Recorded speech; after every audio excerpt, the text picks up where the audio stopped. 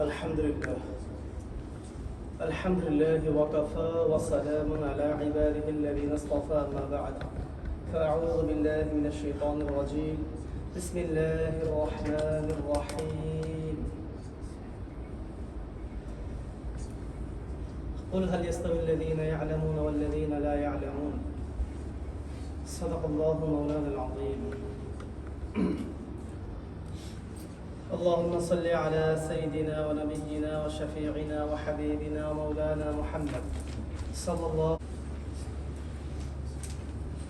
সকল প্রশংসা আল্লাহ পাক রব্বুল আলামিনের জন্য জ্ঞাপন করছি, যিনি আমাদেরকে আপনাদেরকে আমাদের সবাইকে আল্লাহ তাআলা এই নতুন বছর হিজরি সনের নতুন বছর,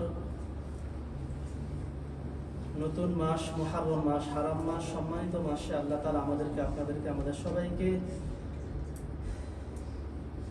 1446 হিজরির প্রথম মুহররম মাসের 13 তারিখ আজকে আল্লাহ পাক আমাদেরকে মসজিদে আসার, জুমার নামাজ পড়ার জন্য নির্বাচন করেছেন, চয়ন করেছেন, পছন্দ করেছেন, তৌফিক এনায়েত করেছেন। আলহামদুলিল্লাহ, আমরা আমাদের ধারাবাহিক যেই ইসলাম শিক্ষার বয়ান আমরা চলছিল, সেটা আমাদের ধারাবাহিকতায় আমরা হারাম পর্যন্ত পৌঁছেছিলাম, অর্থাৎ শরীয়তের বিধিবিধান নীতিমালা রয়েছে। আল্লাহ পাক যে আমাদেরকে দুনিয়াতে যে ইবাদত করার জন্য সৃষ্টি করেছেন, সেই ইবাদতের কিছু বিধিবিধান রয়েছে, নিয়ম নীতি রয়েছে। সেই নিয়ম নীতিগুলো ইবাদত করার দিক থেকে এবং না করার দিক থেকে কিছু বিধিবিধান রয়েছিল, সেটা আমরা আলোচনা করতেছিলাম। সেদিক থেকে করার দিক থেকে 4 প্রকার আমরা বলেছিলাম: ফরজ, ওয়াজিব, সুন্নত, মুস্তাহাব বা নফল বা সুন্নতে জায়েদা বা মানদুব, যেটা বলি। এ পর্যন্ত আমরা এসেছিলাম আলহামদুলিল্লাহ। তো আজকে আমরা জানবো দ্বিতীয়, যেটা না করার দিক থেকে শরীয়তের বিধিবিধান কিছু রয়েছে। সেটা হলো যেমন হারাম এবং মাকরুহ, যে বিষয়গুলো আমরা করব না, সেটা আবার 2 প্রকার। না করার দিক থেকে প্রধানত 2 প্রকার, একটা হলো হারাম, একটা হলো মাকরুহ। মাকরুহ আবার 2 প্রকার: মাকরুহে তাহরিমি, মাকরুহে তানজিহি। তো এগুলো আমরা ধারাবাহিকভাবে আলোচনা করব। আজকে শুধু হারাম নিয়ে আমরা আলোচনা করব, যে হারাম কাকে বলে, শরীয়তের দৃষ্টিকোণ থেকে হারাম জিনিস কি সেটা আমরা জানবো, এবং এর হুকুম কি, আমাদের কি করণীয় হারামের ব্যাপারে, সেটা আজকে আলোচনা করবো ইনশাআল্লাহ। তাহলে শরীয়তের বিধিবিধান না করার দিক থেকে প্রথম স্তর, প্রধান ধাপ হচ্ছে হারাম। তো হারাম কাকে বলা হয়? হারাম বলা হয় ওই সকল নিষিদ্ধ কাজকে। হারাম বলা হয় ওই সকল নিষিদ্ধ কাজকে, প্রত্যেক ওই নিষিদ্ধ কাজকে যেটা আল্লাহ পাকের পক্ষ থেকে সুনিশ্চিত রূপে না করার নির্দেশ করা হয়েছে। আল্লাহ পাকের পক্ষ থেকে সুনিশ্চিত রূপে, কোনো সন্দেহভাজন ভাবে নয়, যে আল্লাহ পাক সন্দেহ অথবা মোটামুটি একটা দলিল, এরকম না।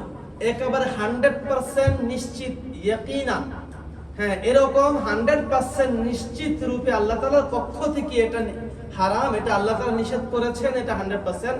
এরকম 100% পন্থায় কোনো কাজ না করার প্রতি নিষেধাজ্ঞা এসেছে, যে এটা তোমরা করবা না, এটা নিষেধ, এটা হারাম, এরকম যেটা আসছে সেটা হলো হারাম। তাহলে আমি আবার বলি সংক্ষেপে, যে হারাম প্রত্যেক ওই নিষিদ্ধ কাজকে বলা হয় যেটা আল্লাহ পাকের পক্ষ থেকে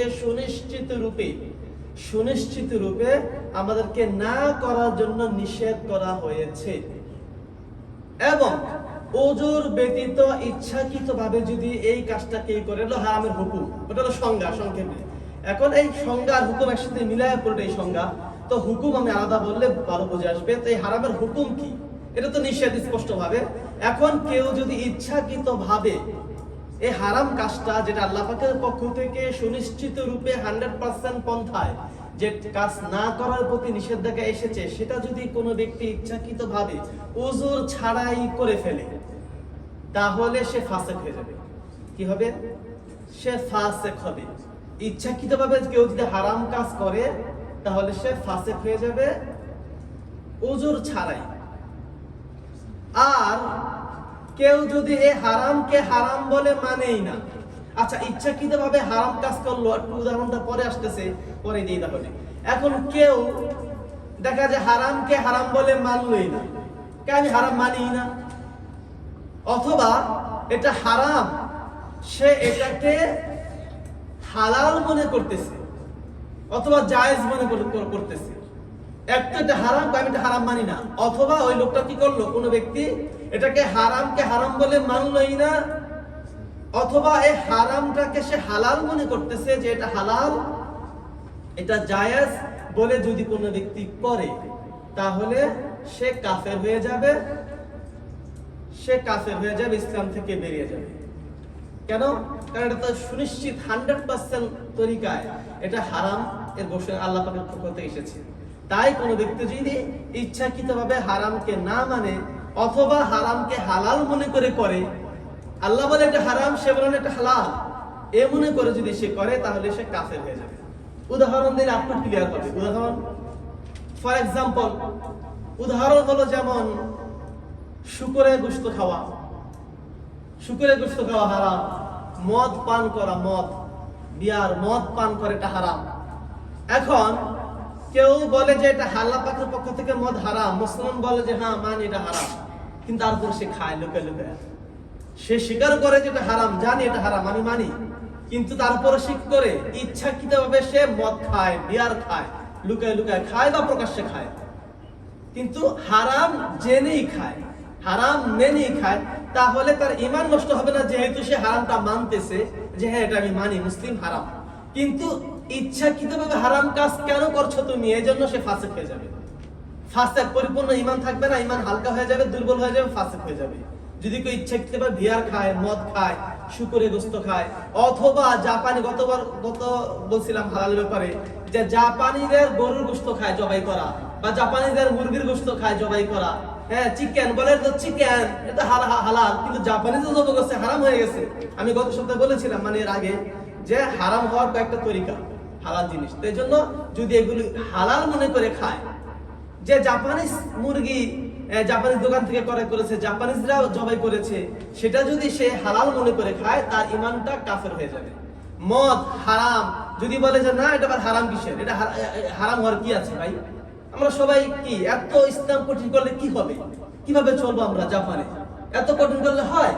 একটু একটু মদ খেতে হয়, আমরা মাঝে মধ্যে খাই, সমস্যা কি? তার মানে সেটাকে হালাল বানাইলো, তার ঈমান চলে যাবে, সে কাফের হয়ে যাবে। কথাটা বুঝেন, এরকম করে ভাইরা, মুসলিম ভাইরা কিছু এরকম বলে, ভাই এটা তো কঠিনের কি আছে? জাপানিজ মুরগি অঢাল ভাবে নিশ্চিন্তে খাচ্ছে, জাপানি দোকান থেকে মুরগি কিনে খাচ্ছে, হ্যাঁ গরুর গোশত কিনে খাচ্ছে, এত সুন্দর তাজা, তো হ্যাঁ লোভ সামলাতে পারে না, এগুলো খায় কিনে কিনে, হ্যাঁ বা আরো অন্য কিছু এগুলো খায়, মদ খায়, বিয়ার খায়, এগুলো তারা পান করে খায়, আর বলে কি এটা হারামের কি আছে ভাই? তার মানে সে হালাল মনে করলো, তাহলে তার ঈমানটা চলে যাবে যদি এরকম হালাল মনে করে খায়। এজন্য সাবধান, সাবধান, সতর্ক। তাহলে আমি লাস্ট আরেকবার বলে শেষ করি এই বিষয়টা, সংজ্ঞাটা। তাহলে হারাম আমরা কি বুঝলাম? যে হারাম ওই সকল প্রত্যেক নিষিদ্ধ কাজকে বলা হয় যেটা আল্লাহ পাকের পক্ষ থেকে সুনিশ্চিত রূপে না করার নির্দেশ করা হয়েছে। যদি কোনো মুসলমান ব্যক্তি ইচ্ছাকৃতভাবে কোনো ওজোর ছাড়াই হারাম কোনো বস্তু খায়, দর্শক মদ পান করলো ইচ্ছাকৃতভাবে, হ্যাঁ জাপানিজ কোনো জবাই করা মুরগি গোশত খেলো, মুশরিকদের জবাই করা মুরগি গোশত হালাল মনে করে না খেলো, হ্যাঁ তাহলে তার ফাসিক হয়ে যাবে ইচ্ছাকৃত খেলে। আর যদি হালাল মনে করে খায়, তাহলে সে কাফের হয়ে যাবে। এটা ক্লিয়ার? যেমন যা বললাম, যে মদ পান করা, শুকরের গোশত খাওয়া, মৃত প্রাণী খাওয়া, মুশরিকদের জবাই করা কোনো প্রাণী খাওয়া, এটা হারাম। এটা আমরা জানলাম। তাহলে আজকে আমাদের হারাম পর্যন্ত ইনশাআল্লাহ। আগামী সপ্তাহে আমরা মাকরুহ এর প্রকার আমরা বলবো। মাকরুহ দুই প্রকার, তাহরিম এবং তানজিহি, দুটোই আমরা ইনশাআল্লাহ সংক্ষেপে বলবো। আজকে হারাম পর্যন্ত। भाई दोस्तों बुजुर्ग अजीजों, अल्हम्दुलिल्लाह हमारा वो दीन इस्लाम सीखने का जो दर्स अल्हम्दुलिल्लाह मुसलसल चल रहा था, तो दरमियान में वो जिलहज मास और मुहर्रम मास आ गया, इसलिए थोड़ा बयान भी करना पड़ा। तो फिर हम इंशाल्लाह मुसलसल तौर पर हम इंशाल्लाह बयान करेंगे, इस्लाम सीखेंगे। तो वो मुसलसल का इस्लाम सीखने के हम अल्हम्दुलिल्लाह सुन्नत ज़ायदा हम पूछा, फ़र्ज़ वाजिब सुन्नत जायज़। करना ना करना से दो तरह होता है हुक्म अल्लाह ताला की तरफ से। इबादत में दो तरह, करना ना करना से। करना में चार, फ़र्ज़ वाजिब सुन्नत मुस्तहब व नफल। और ना इस तक हम पहुंचा। आज इंशाल्लाह और ना करने में क्या है, क्या क्या हुक्म है वो हम शुरू करना है। तो ना करने में 3 भी है, 1 हराम, 2 मकरूह, 3 2 मकरूह। मकरूह भी 2 तरह है, मकरूह तहरीम, मकरूह तंजीही। 1 हराम, 2 मकरूह। तो मकरूह 2 तरफ 2 किस्म पर है, मकरूह तहरीम, मकरूह तंजीही। तो हम आज हराम के बारे में इंशाल्लाह मुख्तसर बयान करेंगे, स्पीच देंगे इंशाल्लाह। तो हराम क्या चीज़ है, हराम किसको कहते हैं, उसके तारीफ आप बयान करेंगे इंशाल्लाह। तो हराम हर वो शाय को कहते हैं, हराम हर वो ममनू चीज़ को कहते हैं, ममनू शाय को कहते हैं जो अल्लाह ताला की तरफ से मना किया गया है करने में, जो अल्लाह ताला की तरफ से 100% के तौर पर, यकीनी तौर पर उस शाय करने में मना किया गया है, मना किया गया है। अगर कोई बंदा आमदन, अगर कोई बंदा उज़र के बगैर, कोई उज़र नहीं है, उज़र के बगैर आमदन ये हराम चीज़, हराम काम करेगा तो वो फासिक बन जाएगा, फासिक बन जाएगा। अगर कोई बंदा हराम को हराम नहीं माना या हराम को हलाल समझ लिया कि ये जानबूझकर कि ये हराम हम नहीं मानते बल्कि ये हलाल है, तो वो काफिर बन जाएगा, वो इस्लाम से बाहर हो जाएगा। जैसे शुअर की गोश्त खाना, शुअर की गोश्त खाना ये हराम है, बियर पीना, शराब पीना ये हराम है। तो अगर किसी ने शराब आमदन पी लिया कोई मुसलमान, तो वो फासिक बन जाएगा। अगर वो जानता है शराब हराम है, ये यकीन करते हैं, मगर पी लिया तो वो फासिक बन जाएगा, ईमान कम हो जाएगा, दुबला हो जाएगा। अगर वो ये समझ लिया कि बियर पीना हराम नहीं है, ये हलाल है, ये हराम होने की क्या वजह है, इतना तकलीफ नहीं है इस्लाम में है, तो वो काफिर बन जाएगा।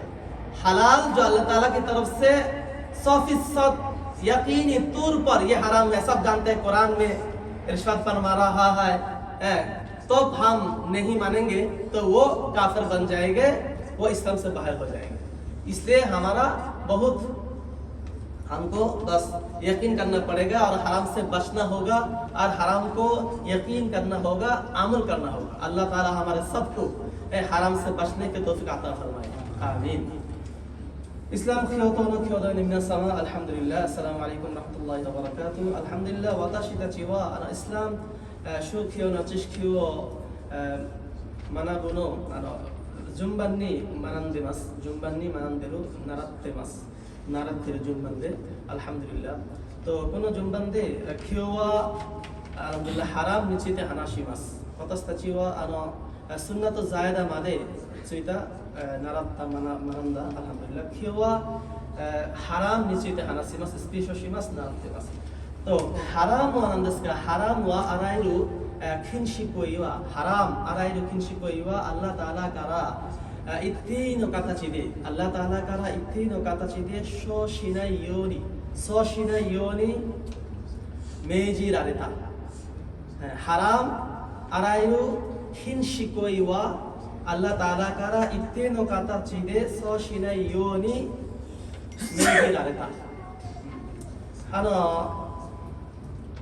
問題なく恋に禁止恋をやればファセクになる。問題なく恋に禁止恋をやればファセクになる。